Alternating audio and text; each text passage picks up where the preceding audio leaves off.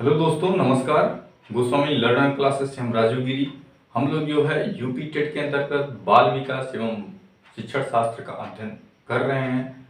हम लोग जो है व्यक्तिगत विभिन्नता पर आधारित शिक्षण विधियों का अध्ययन कर रहे हैं, जिसके अंतर्गत आज का टॉपिक है, आज है डाल्टन विधि। इसको व्हाइट बोर्ड पर पहले ही लिख लिया गया है ताकि जो है समय की बचत हो सके। तो डाल्टन विधि या प्रणाली या प्रणाली, इसके डाल्टन विधि का एक अन्य नाम है। क्या नाम है? स्वाध्याय विधि। डाल्टन प्रणाली को स्वाध्याय स्वाध्याय यानी कि स्वयं से अध्ययन करना, यानी कि स्वाध्याय विधि के नाम से भी जाना जाता है। और नेक्स्ट है, इस योजना में विद्यालय को बाल गृह या बाल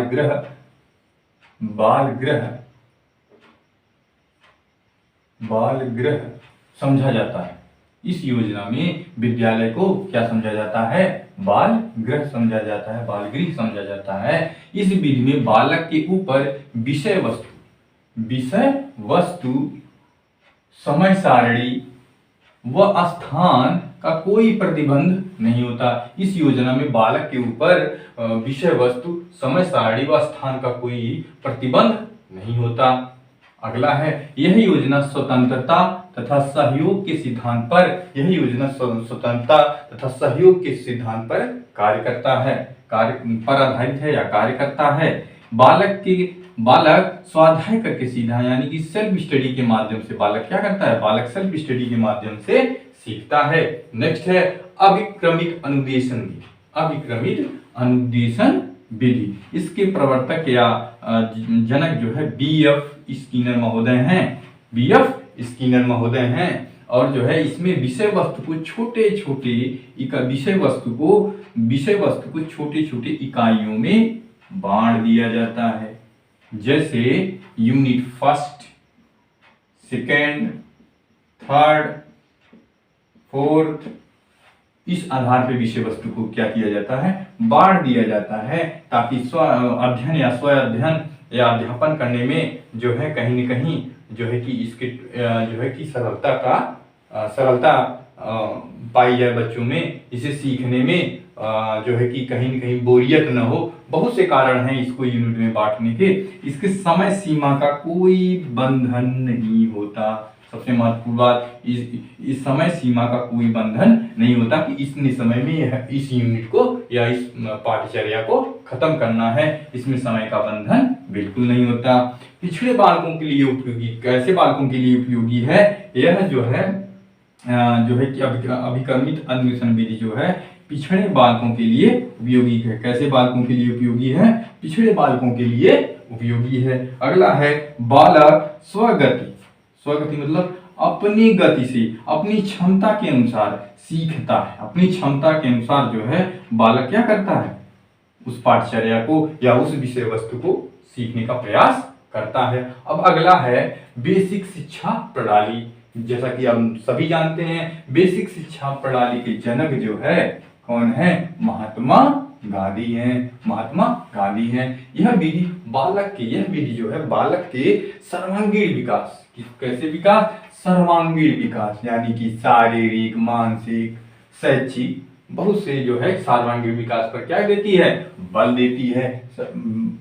सर्वांगीण विकास पर बल देती है। इसमें निःशुल्क शिक्षा, कैसी शिक्षा? निःशुल्क शिक्षा की व्यवस्था होती है। इसमें जो है निःशुल्क शिक्षा की व्यवस्था होती है। जो निःशुल्क शिक्षा की व्यवस्था होती है वह जो है 7 से 14 वर्ष तक के बच्चों के लिए होती है। 7 से 14 वर्ष तक के बालकों के लिए होती है। यह प्रणाली हस्तकला मतलब हाथ के द्वारा की गई कला या हाथ के द्वारा किए जाने वाले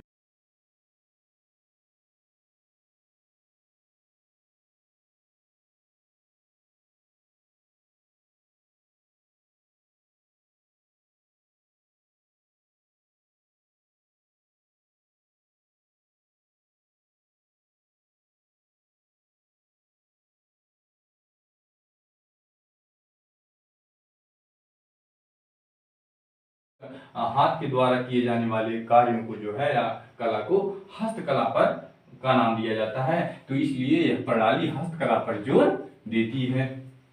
इसमें जीवन यापन हेतु हस्तकला आधारित बुनियादी शिक्षा दी जाती है। जैसे हस्तकला आधारित कौन सी चीजें हो सकती हैं, बहुत सी चीजें हो सकती हैं हस्तकला आधारित। जैसे हाथ के द्वारा जो है कि बढ़ईगिरी और भी ऐसे जो है रोजगार परक चीजें हैं, स्किल हैं जो कि हस्तकला का नाम दिया जा सकता है।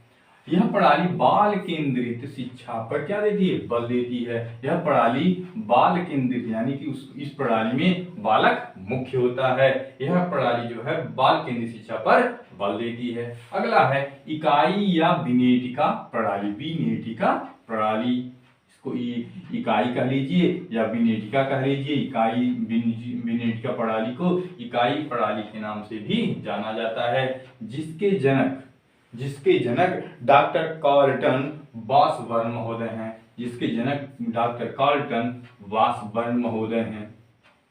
इस योजना में बालकों को कार्य करने की पूर्ण स्वतंत्रता दी जाती है। इस योजना में बालकों को कार्य करने की पूर्ण स्वतंत्रता दी जाती है। संपूर्ण पाठ को छोटे छोटे खंडों में बांटकर छात्र अपने ज्ञान की परीक्षा स्वयं करता है। संपूर्ण पाठ को छोटे छोटे खंडों में, यानी खंड मान लीजिए ए हो गया, बी हो गया, सी हो गया। संपूर्ण पाठ को जो है छोटे छोटे खंड बना लिए गए, उसमें जो है खंडों में बांटकर छात्र अपने ज्ञान की क्या करता है, सेल्फ एग्जाम ले सकता है। अध्यापक सिर्फ मार्गदर्शक होता है। क्या होता है, मार्गदर्शक होता है। गाइड, अध्यापक जो है केवल बच्चों का गाइड करता है। इस प्रणाली में यानी कि इस विधि में बालक को ग्रेड दिया जाता है, जैसे A1, B1, A2, B2 आदि ग्रेड दिए जाते हैं। तो यह जो है बेसिक शिक्षा प्रणाली की हम लोग बात या परिचर्चा कर लिए कम से कम समय में। ठीक है दोस्तों, तो अगली प्रणाली की हम बात करते हैं। वह प्रणाली क्या है,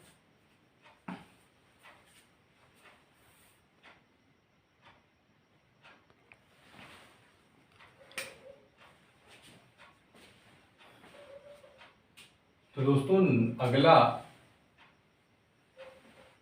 अगली विधि है ड्रे-क्रोली विधि। अगली विधि है ड्रे-क्रोली विधि। यह विधि जो है ओवी ड्रे-क्रोली ने जो है इस विधि का इजाद किया था, या इसके प्रवर्तक हैं। इन्हीं के नाम पर जो है इस विधि का नाम ड्रे-क्रोली पड़ा। ड्रे-क्रोली विधि, इस विधि में यानी कि ड्रे-क्रोली विधि में विद्यालय का वातावरण कैसा होता था, प्राकृतिक होता था।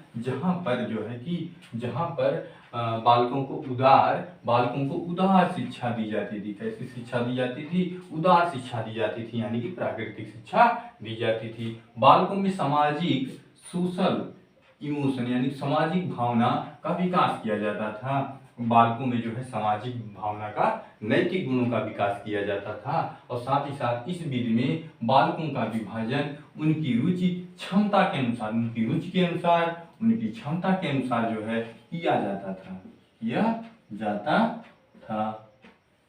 और अगली विधि है, नेक्स्ट विधि है ह्यूरिस्टिक प्रणाली या खोज विधि। ह्यूरिस्टिक प्रणाली या खोज विधि, इसको जो है खोज विधि या ह्यूरिस्टिक मेथड के नाम से, प्रणाली के माध्यम से नाम से जाना जाता है, जिसके खोजकर्ता NE और स्ट्रॉन्ग महोदय हैं, जो कहाँ के, किस देश के निवासी थे, विदेश यानी कि ब्रिटेन के निवासी थे। इस विधि में बालक जिज्ञासु व अधिक क्रियाशील रहता है।